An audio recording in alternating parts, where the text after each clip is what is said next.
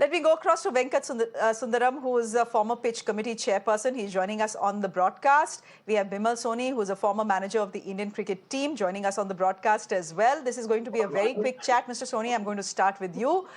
You understand these matters better than any one of us does. Do you think there has been partiality in the way venues have been distributed in the World Cup? Fact is, ये तो होता ही है. When Sharad Pawar was there, Wankhede was the preferred choice. When Mr. Dalmia was there, Eden was the preferred choice. Ab Mr. Jaisha is looking at the BCCI. Ahmedabad is the preferred choice. इसमें कौन सी बुरा मानने वाली कौन सी बात है, Mr. Soni? Well, I am very clear. BCCI decides on the venues on the cloud in BCCI. To get Ahmedabad final and first match is because Shah is today the BCCI. What I am trying to say, I am being honest. There are venues, like you said, 23 venues are there. And I'm with Mr. Shashi Tharoor when I say that cricket is popular all over. We should have at least had 16 venues. Of course, the stadiums which are well kept, which were good, should have been included. And there are a lot of stadiums which have missed out. 5 matches each was not necessary.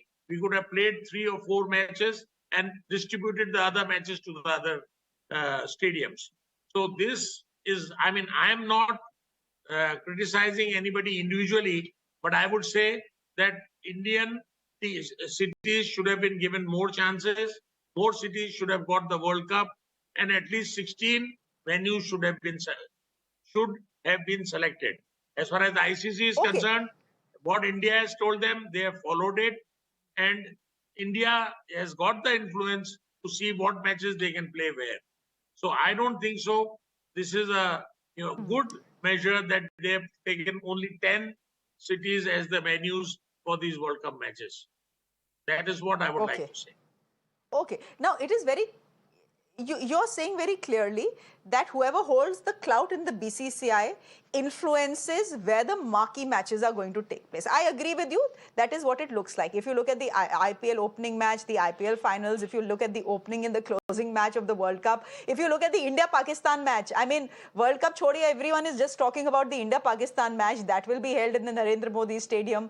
India-Australia, another marquee match will be held at the Narendra Modi Stadium. So, Mr. Sundaram, cheating to hai. I mean, a lot of people will say cheating hai. But do you agree with Mr. Soni when he says कि यार क्या फर्क पड़ता है if instead of 10 there were 16 venues that were allocated matches?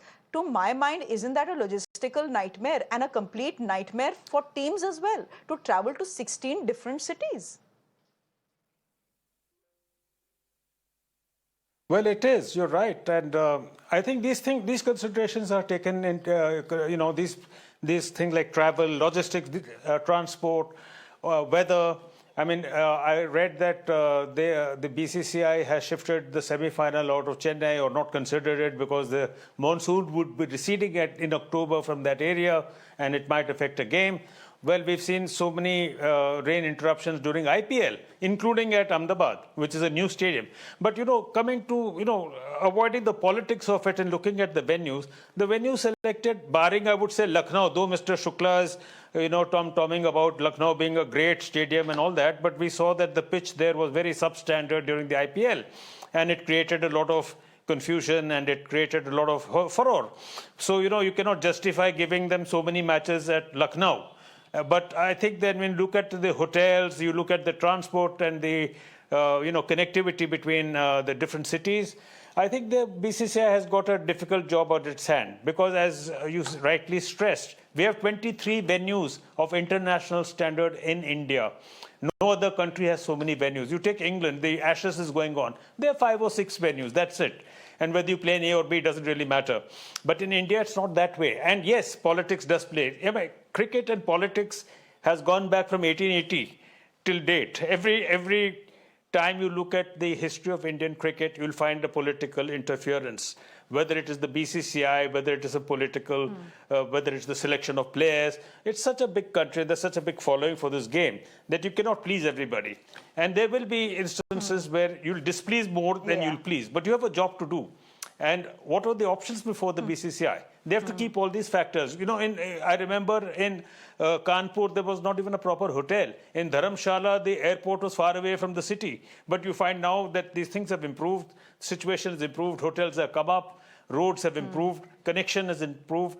So I think all these factors matter. I remember a match in Delhi when the press was totally dissatisfied with the internet arrangements. You know, the internet was not working and they could not send their messages across. So these type of things happen. And we have to now take care because, you know, there's so much of wiring in a match. You know, you're from the television industry, you understand this, that there's a lot of wiring.